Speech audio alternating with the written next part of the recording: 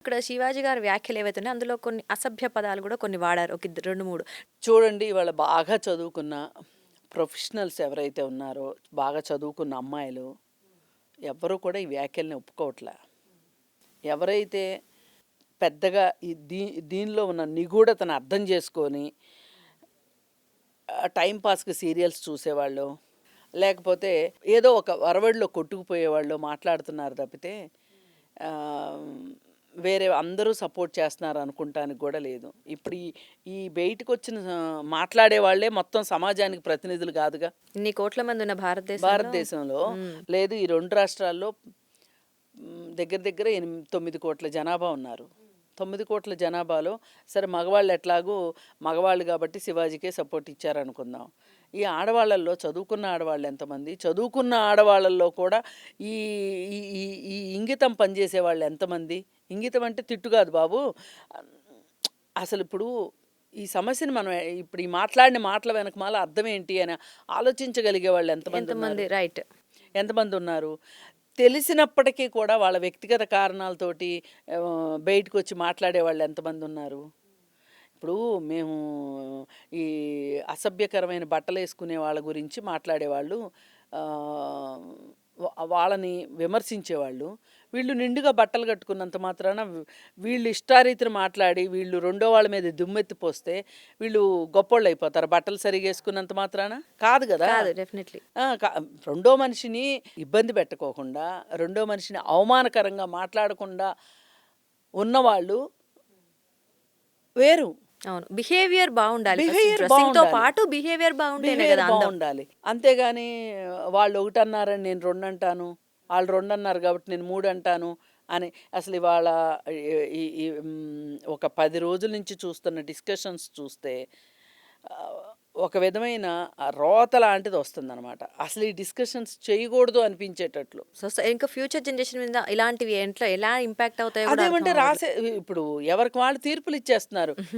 చిన్నపిల్లలకు కూడా ఇష్టం లేదంట ఆడవాళ్ళు అసభ్యకరమైన బట్టలు వేసుకోవటం. అసలు ఎంతమంది అసభ్యకరమైన బట్టలు వేసుకుంటున్నారు, అసలు అసభ్యతకి మీ నిర్వచనం ఏంటి అనే దానికి క్లారిటీ లేదు. సరే, అది అట్లా అట్టి పెట్టండి కాసేపు. ఈయన మాట్లాడిన 2 మాటలు ఏవైతే నేను మాట్లాడిన 2 మాటలు తప్పు, 2 మాటలు తప్పు అని శివాజీ అంటున్నాడు. 2 కాదు 3 ఆయన మాట్లాడింది. 4 పీకుతాం అన్నాడు. ఎవరిని పీకుతావు నువ్వు? అంత మనగాడి అయిపోయావా? అంత రౌడీవా నువ్వేమన్నా? అంటే ఈ 2 రాష్ట్రాలకి రౌడీవా నువ్వు? ఎంతమందిని పీకుతావు అసలు? అంత పీకుడుగాడివి నువ్వు. తెల్లారే వచ్చి తాగుబోతు మొహం వేసుకొని సారీ ఎందుకు చెప్పా? మళ్ళీ సారీ చెప్పి ఇంకా అయిపోయిన తర్వాత అప్పటికప్పుడు ఆయనకి ఇచ్చుకుని అయ్యో నేను సారీ చెప్పేశాను ఎట్లా అని మదన పడిపోయి తెల్లారి పొద్దున్నే వచ్చి ప్రెస్ మీట్ పెట్టేశాడు. నేను తప్పు మాట్లాడాను అన్నవాడు ఎవడైనా వచ్చి ప్రెస్ మీట్ పెట్టి సమర్థించుకుంటాడా? కరెక్ట్. ప్రెస్ మీట్ పెట్టి సమర్థించుకోడు కదా. నువ్వు సారీ చెప్తే సరిపోయిందా? నువ్వు అనాల్సిన మాటలు అనేసి సారీ చెప్పేసి అయిపోయిందా? ఇప్పుడు నేను మిమ్మల్ని 2 కొట్టేసేసి సారీ అమ్మా నేను ఏదో ట్రాన్స్లో అనేసాను, ఏదో కొట్టేశాను, అయిపోయింది, ఏమనుకోవద్దు అంటే అంతే కదా. అక్కడ కామన్ సెన్స్ అనేది ఒకటి ఉంటుంది. అక్కడ ఎలా బిహేవ్ చేయాలి అదే మర్చిపోతే అది కదా కావాల్సింది. అది అయిపోయిన తర్వాత అసలు ఈ సామాన్లు అన్న మాట నేను మంచిగా చెప్పాను కదా. ఒక బాబాయ్ లాగా చెప్పాను, ఒక అన్నయ్య లాగా చెప్పాను, ఒక తాతలాగా చెప్పాను, ఒక మేనమావలాగా చెప్పాను అంటే ఏ ఇంట్లో వాళ్ళని ఆ ఇంట్లో వాళ్ళు సామాన్లు అంటారండి? ఎవరో జూనియర్ అది అప్కమింగ్ హీరోయిన్స్ని, జూనియర్ ఆర్టిస్టులని అన్నంత ఈజీగా నీ ఇంట్లో వాళ్ళని అయితే అంటావా? డెఫినెట్లీ. పోనీ చెప్పుకుంటావు నీ కూతురికి చెప్పుకునే హక్కు నీకుంది. నీ కూతురికి ఏం చెప్తావు? అమ్మ బట్టలు సరిగ్గా వేసుకో అని చెప్తావు. అంతేగాని నీ సామాన్లు కనిపించకుండా వేసుకొని ఏ తండ్రి అయినా చెప్తాడా కూతురికి? ఏ బాబాయ్ అయినా చెప్తాడా? ఏ మేనమామ అయినా చెప్తాడా? చెప్తే అసలు ఆ తల్లి ఊరుకుంటుందా? 2 అప్పుడు పీకుతుంది 2. మన అనుకునే వాళ్ళని అసలు అలాంటి పదాలు దూషించారు అంటే ఈయనకి ఎంత చవకైపోయారు చెప్పండి heroines. And that to heroines అంటే అసలు ఈయనకి ఇంకోటి తెలియక మాట్లాడా, తెలిసి మాట్లాడా? అసలు ఈ ప్రోగ్రామ్స్కి పిలిచేటప్పుడు డ్రెస్సులు వాళ్ళ ఎంపిక కాదు. ఈవెన్ సినిమాల్లో కూడా హీరోయిన్స్ ఎంపిక కాదు కదా. కాదు, రైట్. ఎక్కడో నయనతార లాంటి వాళ్ళు నేను ఇవే వేసుకుంటాను, నేను ఇలాగే వేసుకుంటాను అనే వాళ్ళు ఉన్నారు, వేసుకుంటారు వాళ్ళు. అది వేరే. క్యారెక్టర్ డిమాండ్ చేస్తే కొన్నిసార్లు కొంతమందికి తప్పకపోవచ్చు.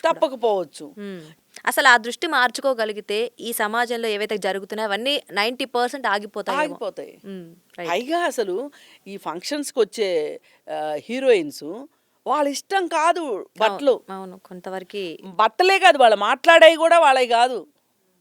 ఇప్పుడు స్టేజ్ పర్ఫార్మెన్స్లు ఇస్తుంటారా, ప్రోగ్రామ్స్ నడిపిస్తుంటారు కదా వ్యాఖ్యాతల్లాగా. ఇప్పుడు సుమ లాంటి వాళ్ళు ఆమె ఆ యాంకరింగ్ చేసే వాళ్ళందరూ వాళ్ళ ఇష్టం అనుకుంటున్నారా?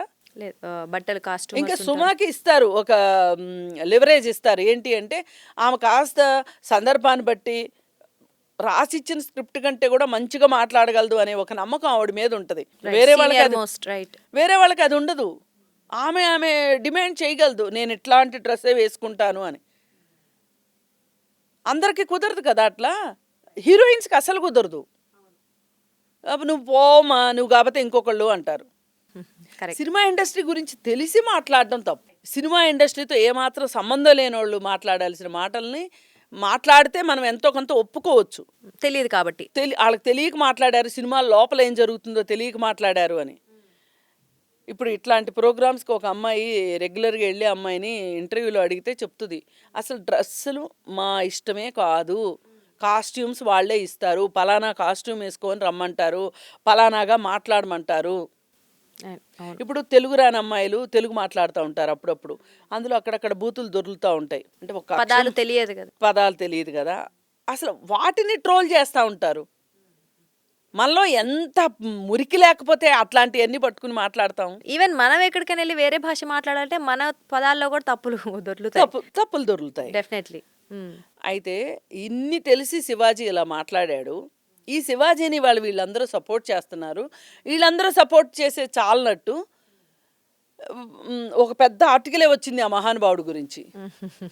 పైగా ఎవరైతే దీనిని ఆడవాళ్ళు వాళ్ళకి బట్టలు వాళ్ళ స్వేచ్ఛ, వాళ్ళ వ్యక్తిగతము అని అంటే అన్నవాళ్ళని పట్టుకొని ఇదేనా మహిళా సాధికారత? మేము చెప్పామా ఎప్పుడన్నా? ఒకదానికి ఒక ఇంటర్లింక్ చేయడం అలవాటు అయిపోయింది. రీతిని మార్చేశారు ఈ సబ్జెక్ట్ని. దీనికి మట్టుకు ఫుల్ స్టాప్ పడట్లేదు. కానీ ఫుల్ స్టాప్ ఒకటే, శివాజీ కనుక నా ఛాలెంజ్ని యాక్సెప్ట్ చేస్తే, శివాజీయే కాదు ఈ సోకాల్డ్ పీపుల్ ఎవరైనా యాక్సెప్ట్ చేస్తే ఒకటే అడగదలుచుకున్నా, అసలు మురికంతా చెత్తంతా సినిమాల్లోనూ ఈ రియాలిటీ షోస్లో ఉంది. ఈ సినిమాల్లోనూ రియాలిటీ షోస్లో సరిగా బట్టలు వేసుకొని సంస్కృతి, ద్వంద్వార్థపు మాట్లాడే సంస్కృతి, ఇవన్నీ ఉన్నాయి కదా. వీటికి వ్యతిరేకంగా పోరాటం చేద్దాం. ఇప్పుడు నువ్వు ఖాళీగా కూడా ఉన్నట్టున్నావు, రాజకీయాల్లోంచి కూడా పంపించేసినట్టున్నారు నిన్ను, సినిమాలు కూడా పెద్దగా లేవు, ఖాళీగా ఉన్నావు కదా. సరే మేము పోరాటం చేస్తాం సినిమాల్లో అశ్లీలతకు వ్యతిరేకంగా, వస్తావు మరి మాతో? ఇప్పుడు సమస్యని లేవనెత్తి చూపటమే కాదు, దానికి పరిష్కారం కూడా చూపించాలి. అట్లా వచ్చాడు అనుకోండి శివాజీ, నేను కూడా శివాజీని సపోర్ట్ చేస్తాను. ఆ 3 మాటలకు కాదు సుమా, ఈయన గట్టిగా మంచిగా బట్టలు వేసుకోవాలని చెప్పాడు కదా, దానికి నేను కూడా సపోర్ట్ చేస్తా. చెప్పే పద్ధతి బాగుంటే అసలు పైగా ఈ సినిమా ఇండస్ట్రీలో ఉన్న దరిద్రాన్ని కడగటానికి నువ్వు వస్తావా చెప్పు, మేము రెడీగా ఉన్నాం. చూద్దాం, అప్పుడే ఈ సమస్యకు పరిష్కారం దొరుకుతుంది.